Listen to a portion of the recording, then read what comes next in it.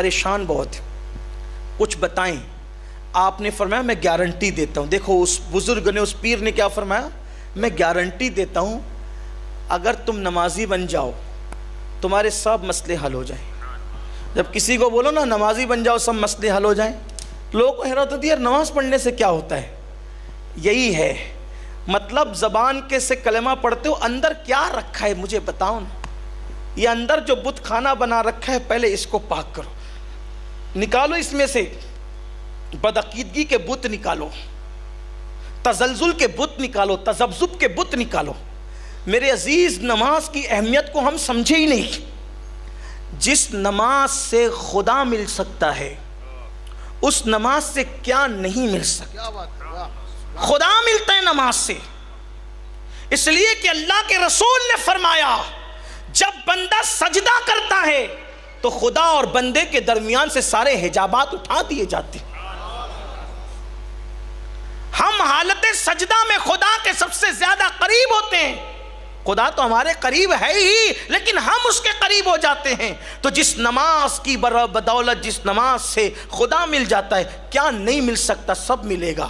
تو اس بزرگ نے نصیحت کی، نماز پڑھو، نماز پڑھو گے تمہارے سب مسئلے حل ہو۔ سب کی بات کر رہا ہوں، لیکن یہاں تھوڑا سا اب ان کی گفتگو آگے بڑھانے سے پہلے اپنی گفتگو کر لوں۔ یہ بات آپ اور لوگوں سے بھی سنتے ہوں گے، نماز پڑھو سب ہوگا، نماز پڑھو سب ہوگا، لیکن پھر آپ سے کہتا ہوں نماز پڑھو تو سب ہوگا نا۔ اور یہ نماز کب پڑھی جائے گی؟ جب پیٹ حرام سے محفوظ ہوگا۔ سود کے دھندے کر رہے ہو اور مسجد کی پہلی صف میں ہو، کوئی نماز نہیں ہوئی، کوئی نماز نہیں۔ اس لیے کہ اللہ کے رسول علیہ السلام نے فرمایا جس کے پیٹ میں حرام کا ایک لقمہ چلا جائے 40 دن تک اللہ اس کی کوئی عبادت قبول نہیں کرتا، ایک لقمہ۔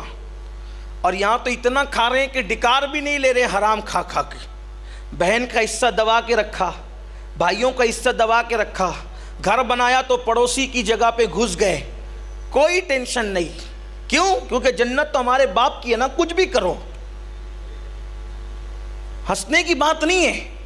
اگر تم نے کسی کی ایک انگلی کے پورے کے برابر بھی جگہ لی نا، جگہ قبضہ کیا، ناجائز قبضہ، انگلی کے اتنے پورے کے برابر، تو اتنے حصے کو نیچے نیچے نیچے نیچے نیچے تحت الثری تک کاٹا جائے گا اور کاٹ کے نکالا جائے گا، اور وہ پورا کے پورا توق بنا کر کے تمہارے گلے میں ڈالا جائے گا۔ اتنی سی زمین لینے پر بھی زمینیں قبضہ کرتے رہو۔ گھر بناؤ تو جان بوجھ کر کھسکو، طاقتور ہو، دادا ہو، گنڈا گردی کر سکتے ہو تو طاقت کے بہت زور پہ دباؤ سب کو، کرو جو کرنا ہے۔ لیکن لوگوں کو پتہ نہیں، تم جتنے بڑے دادا ہو اور طاقتور ہو نا، تمہاری کوئی طاقت نہیں، سب سے بڑی طاقت اللہ کی ہے۔ اور یاد رکھنا، وہ ظالم کو زیادہ دن تک مہلت نہیں دیتا، وہ فرعون جیسے ظالم کو دریا میں غرق کرتا ہے ہماری عبرت کے لیے۔ فرعون جیسے ظالم کی ناک میں مچھر، لنگڑا مچھر گھسیڑتا ہے ہماری عبرت کے لیے۔ وہ قارون کو زمین کے اندر دھسا دیتا ہے ہماری عبرت کے لیے۔ وہ بخت نصر کو مار ڈالتا ہے ہماری عبرت کے لیے۔ شداد نے جنت بنائی تھی، جنت اس کو اپنی خود کی بنائی ہوئی جنت میں جانے سے پہلے اللہ اس کو موت دے دیتا ہے ہماری عبرت کے لیے۔ یہ دنیا میں مت ڈوبو، یہ دنیا کے مکر کا شکار مت ہو جاؤ، اللہ کو مت بھول جاؤ۔ قدم قدم پر آخرت کو یاد رکھو، قدم قدم پر قبر کو یاد رکھو۔ تو آپ مجھے بتاؤ کون سی نماز ہو رہی ہے؟ آپ کسی کے ساتھ پارٹنرشپ میں دھندا کر رہے، پیسہ لے کے بھاگ گئے، داڑھی بڑی کر لی، آپ اس کے بعد نماز میں پہلی صف میں نظر آ رہے ہیں، سفید چمچماتے ہوئے کپڑے، خوبصورت ٹوپی، خوبصورت داڑھی، لیکن جو پیسے لے کے بھاگا تھا تو کہا میں تو توبہ کر چکا۔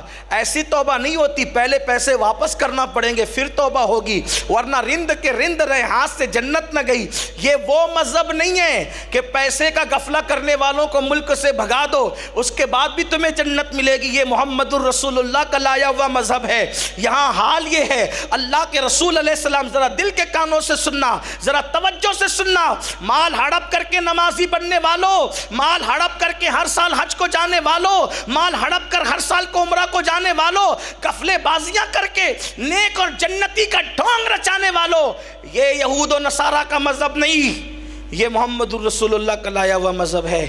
اور وہاں پر کالے گورے امیر غریب چھوٹے بڑے میں تمیز نہیں، ایک جنازہ رسول اللہ کے سامنے لا کے رکھا گیا۔ جنازہ، اب جس کا جنازہ ہوگا وہ صحابی ہی تو ہوں گے، حضور کے دور میں سبھی صحابی تھے، ایمان والے سب صحابی۔ جنازہ، حضور جنازے میں آئے۔ میں ان جنازوں پر قربان ہوں جس جنازے میں جانے دعا تشریف لائیں۔ شافعی یوم النشور آپ سوچ سکتے ہیں نا، ذرا عشق والو ذرا تصور کرو کہ جس جنازے میں حضور آ جائیں۔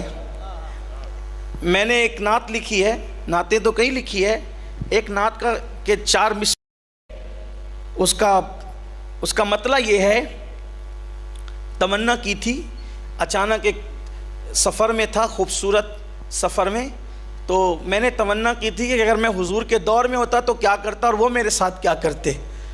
تو اس پر ایک کلام آ گیا تھا، باضابطہ کوئی شاعر بھی نہیں، لیکن لکھا تھا کہ خیال آتا ہے دل میں یہ گر ہوا ہوتا، خیال آتا ہے دل میں یہ گر ہوا ہوتا، تمہارے دور میں میں نے جنم لیا ہوتا، تمہارے دور میں میں نے تو جب آپ کے دور میں جنم لیتا تو اب میں کیا کرتا۔ تو پھر یہ تصور کیا تھا، وہ چلتے آگے میری شان دلربائی سے، وہ چلتے آگے میرے شان دلربائی سے، میں پیچھے ان کی سواری کے دوڑتا ہوتا، میں پیچھے ان کی سواری کے۔ ایسے بہت سی تمنائیں کی تھی، اس میں سے ایک تمنا یہ تھی کہ وہ دیکھ کے گر مجھ کو مسکرا دیتے، وہ دیکھ کے گر مجھ کو مسکرا دیتے۔ حالانکہ اسی میں ایک تمنا یہ بھی کی تھی، تقریر کرنے لگا ہوں، شاعری تو نہیں کر سکتا، بڑا کلام ہے وہ۔ ایک تمنا میں نے یہ بھی کی تھی، میرے بھی سر پہ تسلی کا ہاتھ رکھتے وہ، میرے بھی سر پہ تسلی کا ہاتھ رکھتے وہ، یتیم گر میں اسی دور پاک کا ہوتا، یتیم گر میں اسی، کیونکہ حضور کے دور کے جو یتیم حضور کے پاس بچے چھوٹے چھوٹے لائے جاتے تھے تو حضور ان کے سر پہ ہاتھ پھیرا کرتے تھے۔ تو میں نے سوچا کہ اگر میں اس دور میں پیدا ہو کے یتیم ہوتا تو وہ میرے بھی سر پہ ہاتھ رکھتے، میرے بھی سر پہ تسلی کا ہاتھ رکھتے وہ، یتیم گر میں اسی دور پاک کا ہوتا۔ اور پھر ایک تمنا یہ بھی کی تھی اس میں کہ وہ لے کے جاتے مجھے روز کاش صحرا میں، وہ لے کے، صحرا کہتے ہیں جنگل کو، وہ لے کے جاتے مجھے روز کاش صحرا میں حلیمہ دائی کی بکری ہی بن گیا ہوتا، حلیمہ دائی کی، اگر میں حلیمہ دائی کی بکری ہوتا تو وہ مجھے جنگلوں میں چرانے لے جاتے، اسی بہانے میں ان کا رخ زیبہ تکتا رہتا۔ اور ایک مقام پر میں نے کہا، یہ عرض کیا تھا کہ وہ دیکھ کے، وہ مجھ کو دیکھ کے زینت، مجھے وہ دیکھ کر زینتیں کرتے، پورا شعر صحیح سے یاد نہیں آتا، وہ دیکھ کے مجھ کو زینتیں کرتے، وہ دیکھ کے مجھ کو زینتیں کرتے، اے کاش ان کا آئینہ بن گیا ہوتا، وہ مجھ کو آنکھوں ہی میں رکھ لیتے، وہ مجھ کو آنکھوں ہی میں رکھ لیتے، نبی پاک کا سرما ہی بن گیا ہوتا۔ وہ پورا یاد نہیں آتا، لیکن بہرحال تو پھر میں نے ایک تمنا اس میں یہ کی تھی کہ وہ دیکھ کے گر مجھ کو مسکرا دیتے، بات آئی نا جنازے کی، وہ دیکھ کے گر مجھ کو، ایک بار وہ مجھے دیکھ کے اگر مسکرا دیتے، وہ دیکھ کے گر مجھ کو مسکرا دیتے، اسی ادا پہ میں قدموں میں مر گیا ہوتا، اسی ادا پہ میں قدموں میں مر گیا۔ اب مر جاتا تو کیا ہوتا، کیا ہوتا، کیا ہوتا جب ان کے دور میں مر جاتا تو کیا ہوتا؟ یہ ہوتا ہے کہ وہ کاش میرے جنازے پہ گر کھڑے ہوتے، وہ کاش میرے جنازے پہ گر، اب مر جاتا ان کے قدموں پر تو وہ میرے، یہ تصور کیا ہے، حالانکہ تصور تو تصور ہی ہوتا ہے، میں تو آج پیدا ہوا، اب میں یہ سب تو ہو نہیں سکتا، لیکن تصور ہے، تصور تو کچھ بھی ہو سکتا ہے نا۔ وہ آ کے میرے جنازے پہ، جب میں مر جاتا ان کے دور میں تو وہ آ کے میرے جنازے پہ گر کھڑے ہوتے تو میں کیا کرتا، کفن ہٹا کے ان کو ہی تک رہا ہوتا۔ وہ آ کے میرے جنازے پہ، وہ آ کے میرے جنازے پہ جب کھڑے ہوتے، کفن ہٹا کے میں ان کو ہی تک رہا ہوتا۔ ایسی میں نے بہت ساری جو وہ تصورات میں تصور کیا ہے، لیکن آخری میں پھر حقیقت میں دعا کر دی ہے کہ امین خستہ کا اٹھتا جنازہ طیبہ میں، امین خستہ کا اٹھتا جنازہ طیبہ میں، مراد اپنی بیچارہ یہ پا گیا ہوتا۔ اللہ کرے یہ تو ہو سکتا ہے۔ تو سوچو، تصور کرو کہ حضور جن کے جنازے پر آ جائیں، حضور جن کے کیسے خوش نصیب وہ لوگ ہوں گے. ارے جنازے پر اگر ان کا نام پڑھ دیا جائے، جنازے پر اگر ان کا نام پڑھ دیا جائے تو میت کی مغفرت ہو جاتی ہے. جب وہ خود کسی کے جنازے پر آ جائیں تو جنازے والے کی شان کا عالم کیا ہوتا ہوگا. لیکن حضور ایک جنازے پہ دیکھو، یہ جو ہڑپ کر کر کے لوگ بہت نیک بنتے ہیں نا، بہن کا حق مار کے، بھائیوں کا حق مار کے، تاجروں کا پیسہ لے کے بھاگ کر کے، سود کے دھندے کر کے، شراب کے دھندے کر کے، جوئے کے دھندے کر کے، جنگلی رمی کھیل کر شارٹ ٹائم میں ایزی منی کے چکر میں جو لوگ حلال و حرام میں تمیز نہیں کرتے، ان کو خیال آنا چاہیے. قرضہ لے لیتے ہیں، واپس لوٹاتے نہیں. جب قرضہ لینے آتے ہیں تو ولی کی صورت بنا کر آتے ہیں، اور جب قرضہ مانگنے جاؤ تو پھر ان کی صورت دیکھو پھر کیسی ہوتی ہے. اللہ اکبر. پھر لڑتے بھی ہیں، جھگڑتے بھی ہیں، نہ دینے کی باتیں بھی کرتے ہیں. مگر سن لو یہ دین محمدی ہے، یہ شریعت محمدی ہے صلی اللہ علیہ وآلہ وسلم. ایک صحابی کا انتقال ہوتا ہے، ان کے جنازے میں حضور تشریف لاتے ہیں. جیسے ہی جنازے پر آ کر کھڑے ہوتے ہیں، جیسے ہی نماز جنازہ شروع کرنے کا ارادہ کرتے ہیں، پیچھے پلٹ کے کہتے ہیں میں اس کا جنازہ نہیں پڑھاؤں گا. توجہ کریں، میں اس کا جنازہ نہیں پڑھاؤں گا. تم میں سے کوئی آگے بڑھو، تم پڑھاؤ. کسی نے کہا حضور کیا یہ منافق تھا؟ حدیث کو اس کی ترجمانی اور شرح کے ساتھ پیش کر رہا ہوں. کیا یہ منافق تھا، آپ جنازہ نہیں پڑھا رہے؟ تو جواب آتا ہے اگر منافق ہوتا تو تمہیں کیوں کہتا پڑھانے؟ مومن ہی ہے، تم میں سے کوئی پڑھائے کیوں؟ اس پہ قرضہ باقی ہے، قرضہ. اور جس پہ قرضہ باقی ہو میں اس کا جنازہ نہیں پڑھا سکتا، تم پڑھا دو. مولا کائنات نے عرض کیا حضور کتنا ہے؟ اتنا. یا رسول اللہ اتنی چھوٹی سی رقم کی وجہ سے یہ اتنی بڑی سعادت سے محروم ہو جائے گا؟ حضور آپ گواہ ہیں، اللہ گواہ ہے، سارے مومنین گواہ ہیں. اس کا پورا قرضہ ادا کرنے کی ذمہ داری میں اپنے آپ پر لیتا ہوں، لیکن آپ اس کا جنازہ پڑھا دیں. جب مولا کائنات نے اپنے اوپر ذمہ لیا تب میرے آقا نے ان کا جنازہ پڑھایا. سوچو جس کا قرضہ باقی ہے حضور نے اس کا جنازہ پڑھانے سے بھی انکار کیا. اب آپ مجھے بتائیے نا ہم کیا کر رہے ہیں؟ کہاں ہے دنیا کی لعنت میں مست ہو گئے، دنیا کے لاہو لعب میں مست ہو گئے. ہمیں نہیں یاد رہا کہ قبر کیا ہے، قبر کے حالات کیا ہیں. اپنے ہاتھوں سے دفن بھی کیا بہتوں کو. بات پھر دور نکلی تو کیا عرض کر رہا تھا؟ اس بزرگ کے پاس انہوں نے جب مسئلہ رکھا تو انہوں نے فرمایا تم لوگ نماز پڑھو، تمہارے سارے معاملات درست ہو جائیں. یعنی نماز پڑھنے کا مطلب پیٹ میں حلال بھی ہو، ہے نا. نماز پڑھنے کا مطلب نماز پڑھنا آتی بھی ہو، وضو کرنا آتا ہو، غسل کرنا آتا ہو. بڑی معذرت کے ساتھ 35 40 سال کے لوگوں کو میں نے دیکھا ان کو وضو کرنا نہیں. بلکہ میں کیا عرض کروں، یہ کہتے ہیں نا چپ رہوں تو رہا نہیں جاتا، کچھ کہوں تو کہاں نہیں جاتا. میں خواجہ فخر الدین چشتی رحمۃ اللہ علیہ کی بارگاہ میں جو غریب نواز کے میرے مرشد کے شہزادے، وہاں گیا. ایک مسجد کے امام صاحب میرے ساتھ تھے. فجر کا وقت ہو رہا تھا، میں نے کہا چلو وضو کر لیتے ہیں. میرے بازو میں بیٹھ کے وضو کیا، میں رو پڑا وضو کرتے کرتے. میں نے دیکھا کہ اس کو وضو کرنا نہیں آ رہا.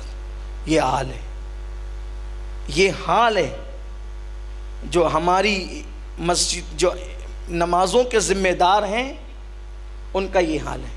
اب آپ کہیں گے یہ حال کیوں ہے؟ اس کی بھی ایک وجہ ہے. مینار بناؤ گے 1 کروڑ کا، مینار بناؤ گے 1 کروڑ کا، گنبد بناؤ گے 50 لاکھ کا، مسجد بناؤ گے 3 کروڑ کی، اور امام لا کے رکھو گے 5000 کا. وہی ہوگا نا. 5000 میں وہی آئے گا نا جس کو کچھ نہیں آتا. اگر تنخواہ بڑھانے کی بات ہوگی تو سب سے پہلے بخار آئے گا ٹرسٹیوں کو، متولیوں کو. مولانا اتنی کیسے بڑھائیں؟ کیوں بھائی؟ امام کے بچے کا دل نہیں ہے، امام کی بیوی کا دل نہیں ہے، جو اخراجات تمہارے وہ امام کے نہیں ہیں. اس لیے اب آپ کو اچھے امام نہیں مل رہے ہیں، کام چلاؤ سب معاملہ مل رہا ہے. میں یہ نہیں کہتا کہ سب ایسے ہی ہیں، لیکن اکثر و بیشتر یہ حالات پیدا ہو گئے. اچھے امام کی کوالٹی علم ہوگا، ڈگری ہوگی، اس کو مسائل کی معلومات ہوگی، تو وہ کوالٹی آپ کو کب ملے گی؟ جب آپ اس کو اچھی رقم دو گے. آپ ٹیوشن پڑھانے کے لیے اپنے بچے کو بھیجتے ہو تو ہزاروں روپے دیتے ہو، ہے نا؟ جج کو ہزاروں روپے کی تنخواہ ہے، کسی کو اعتراض نہیں، وکیلوں کو ہزاروں روپے کی تنخواہ ہے، کسی کو اعتراض نہیں، بلکہ گیٹ پر کھڑے رہنے والے چپراسی کو جتنی تنخواہ ہے اتنی تنخواہ اماموں کو بھی نہیں ہے۔ تو پھر آپ کو ایسے ہی ملیں گے جنہیں وضو کرنا بھی نہیں آتا، خراب کریں گے آپ کی نمازیں۔ ایک پڑھنے میں پوری دنیا کی دولت رکھو اور ایک پڑھنے میں 2 رکعت نماز رکھو، ہے کوئی مقابلہ؟ تو امام بھی تو پڑھے لکھے رکھو، امام بھی تو مسائل کے جاننے والے رکھو، امام بھی تو علم والے رکھو، امام بھی تو صحیح قرآن پڑھنے والے رکھو۔ آپ کیا سمجھتے ہو امام کا اثر مقتدیوں پہ پڑتا ہے؟ مقتدیوں پر اگر مقتدیوں کی نماز میں کمی ہو، امام کی برکت سے وہ دور کر دی جاتی ہیں، قبول کر لی جاتی ہیں، لیکن اگر امام کی نماز میں کمی ہو، مقتدیوں کی نماز چاہے جتنی اچھی ہو، امام کی کمی کی وجہ سے پوری جماعت کو رد کر دیا جاتا ہے۔ امام کا اثر مقتدیوں میں پڑتا ہے۔ آپ سمجھتے کیا ہو؟ یہ جو فکر بنی ہے نا، کہیں بھی پڑھو، کہیں بھی پڑھو، کہیں بھی پڑھو، اللہ قبول کرنے والا ہے۔ ارے پھٹی ہوئی نوٹ تیرا فقیر نہیں قبول کرتا، تو نے اللہ کو محتاج سمجھ رکھا ہے۔ اگر تو پھٹی ہوئی نوٹ دے تو ایک بوڑھی خاتون جو بھکارن ہے، جو ایک بڈھا بھکاری ہے، بچہ بھکاری ہے، کہتے تجھے عقل نہیں ہے، تو یہ ہمیں دھوکہ دے رہا ہے، واپس کر دیتے، منہ پہ پھینک دیتے، تیری بھیک نہیں چاہیے۔ تو تیری عیبدار نوٹ کو اگر فقیر بھکاری قبول نہیں کرتے تو تیری عیبدار نماز کو وہ قادر و قیوم غیرت والا کیسے قبول کرے گا؟ تم نے اللہ کو محتاج سمجھا۔ کیا سمجھا اللہ کو؟ قرآن کہتا ہے وما قدر اللہ حق قدری، تم نے اپنے اللہ کا ایسا احترام نہ کیا جیسا احترام کرنے کا حق تھا۔ آپ کیا سمجھتے ہو پہلے امام مقرر کیا جاتا تھا؟ امام دلی کی جامع مسجد میں حضرت شاہ جہاں نے جب امام مقرر کرنا ہوا تو باضابطہ طور پر بخارا سے سید کو منگا کر کے بلا کر احترام کے ساتھ، اور وہ وقت کے بڑے امام تھے، عالم تھے، فقیہ تھے، محدث تھے، ان کو امام بنایا۔ یعنی جو متقی ہوتا تھا، علم والا ہوتا تھا، جانچ کر دیکھ کر پرکھ کر رکھتے تھے، کیونکہ امام کا اثر مقتدیوں میں پڑتا ہے۔ کیسے